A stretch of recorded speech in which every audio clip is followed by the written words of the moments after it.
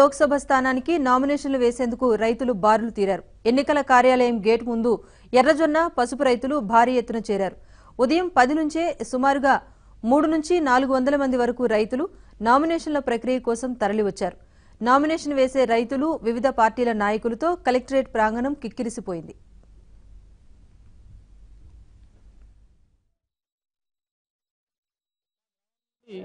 ఇద్దరిని నామినేషన్ వేపిస్తున్నాము.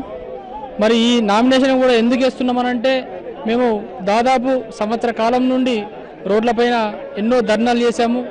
ఎన్నో మా బాధల్ని చెప్పుకుంటే అసలు కనీసం మమ్మల్ని మాట్లాడించిన వారు లేరు. కనీసం మరి మీ బాధ ఏంది అనేది ఈ ప్రభుత్వము, రాష్ట్ర ప్రభుత్వమైనా కేంద్ర ప్రభుత్వమైనా ఎవరు కూడా వచ్చి మమ్మల్ని అడిగిన వాళ్ళు లేరు. కాబట్టి మరి మా బాధ వీళ్ళకి అర్థం కావాలంటే ఈ నామినేషన్లు అధిక మొత్తంలో నామినేషన్లు వేస్తేనే మన యొక్క బాధ ఏందనేది వాళ్ళకు అర్థమవుతుందని ఈ నిర్ణయం తీసుకోవడం జరిగింది. మరి కనీసం ఇప్పటి నుండన్నా మరి మా బాధని అర్థం చేసుకొని మరి మా రైతులకు ఏదన్నా పసుపుకు మద్దతు ధర కానీ, అలాగే ఎర్రజొన్నలకు మద్దతు ధర కానీ రావాలనే ఉద్దేశంతోనే మేము ఇన్ని రోజులు కొట్లాడడం జరుగుతుంది.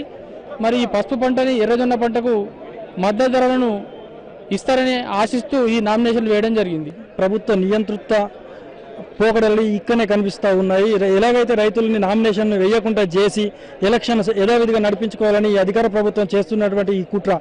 కానీ ఖచ్చితంగా ఇక్కడ జరుగుతున్నటువంటి పరిస్థితి ప్రజలందరూ చూస్తూ ఉన్నారు, గమనిస్తూ ఉన్నారు. ఈ ప్రభుత్వానికి, ఈ టీఆర్ఎస్ ప్రభుత్వానికి, ఇక్కడ ఉన్న ఎంపీ కవితకు ఇక్కడ నిజామాబాద్ జిల్లా వాసులు ఖచ్చితంగా తగిన బుద్ధి చెప్తారని మేము ఆశిస్తాము. నిజామాబాద్ లోక్సభ స్థానానికి నామినేషన్లు వేసేందుకు రైతులు బారులు తీరారు. మరింత సమాచారాన్ని మా ప్రతినిధి శ్రీపతిని అడిగి తెలుసుకుందాం.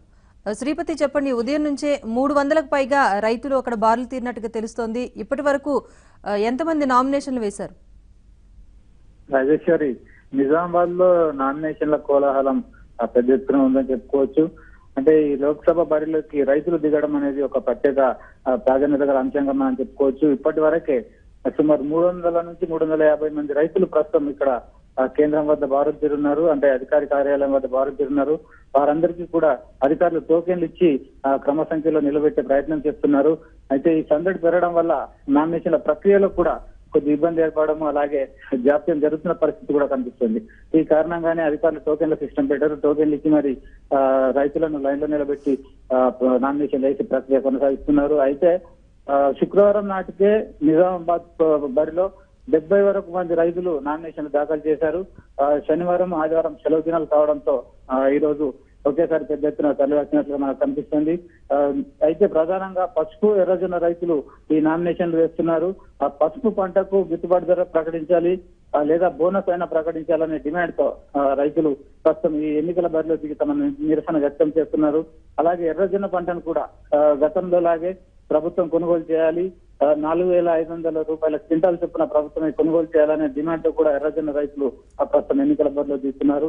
అయితే వీరి ప్రధాన ఉద్దేశం వచ్చి తమకు జరుగుతున్న నష్టాన్ని, అలాగే పాలకులు కానీ ప్రభుత్వాలు కానీ పట్టించుకోకపోతున్న విషయాన్ని ఢిల్లీ స్థాయి వరకు తీసుకెళ్లాలి, పార్లమెంట్ వరకు కూడా తమ నిరసన తెలియాలి అనే ఉద్దేశంతో సామూహికంగా ఇంత పెద్ద ఎత్తున రైతులు ఇక్కడ నామినేషన్ వేస్తున్నారు.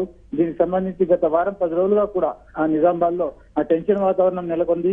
అంటే నామినేషన్ పత్రాలు తీసుకెళ్లడం మొదలు నిజామాబాద్ లో తీవ్రమైన చర్చ జరుగుతుంది.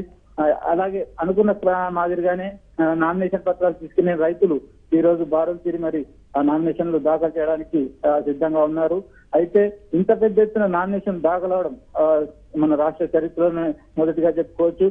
దీనివల్ల రాజకీయ పరిణామాలు ఎలా ఉండబోతున్నాయన్న విషయం కూడా స్థానికంగా టెన్షన్ రేకెత్తిస్తుంది.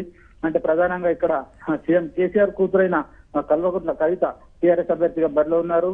కవితను ఢీకొనే ఉద్దేశంతోనే తామంతా ఇక్కడ బరిలో దిగుతున్నట్లుగా రైతులు చెప్తున్నారు. అయితే ఇది ఒక రాజకీయ పరమైన అంశంగా మారడంతో స్థానికంగా ఉత్కంఠ నెలకొంది. కొన్ని సందర్భాల్లో రైతులను నామినేషన్లు వేయకుండా కూడా అధికారులు అడ్డుకుంటున్నారన్న నిరసన కూడా ఇక్కడ వినిపిస్తుంది. అంటే 2 రోజుల క్రితం శుక్రవారం రైతులు కలెక్టరేట్ వద్ద కూడా పెద్ద ఎత్తున ధర్నా చేశారు, తమ నిరసన తెలిపారు. ఇదే పరిస్థితి ఈ రోజు కూడా ఎదురవుతుందనే ఉద్దేశంతో రైతులు కూడా ముందు జాగ్రత్త చర్యగా సమయానికంటే ముందే వచ్చి బారులు తీరారు. అయితే ఇక్కడ ఉద్రిక్త పరిస్థితి నేపథ్యంలో పోలీసు భద్రతను కూడా పటిష్టం చేశారు, భారీగా పెంచారు. Okay, thank you Sripati.